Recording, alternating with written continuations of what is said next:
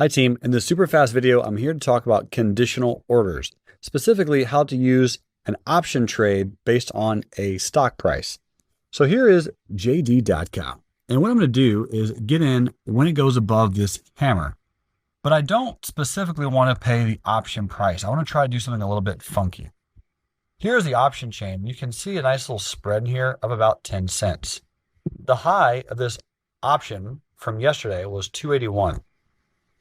What normally you would do is have a stop limit at 285 with a stop loss at $1.75, which is the low of the day, essentially playing the break out of this hammer.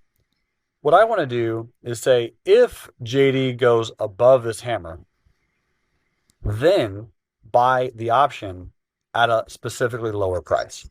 So let me show you how to do that. I'll click in here, click on buy custom, and I want to buy these at, let's just say 280, right? Accounting for the bid ask spread. Then I'd make the stop loss 180 and the target 380.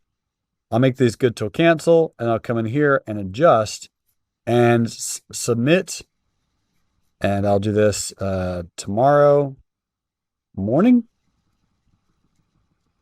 Or I can do it tonight. There we go. I'll do it tonight. No big deal. Okay, so this will submit in just a few seconds, and I'll say if JD is greater than, and we'll come back over to the actual chart itself, the actual stock chart, and I'll say if it's greater than 65.33.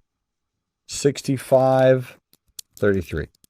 When I click submit, confirm and send, and yes, this will only trigger if JD goes above the stock price of the high of this hammer, and then it will still try to attempt to buy it at a limit of $2.80, essentially trying to save some money on the spread.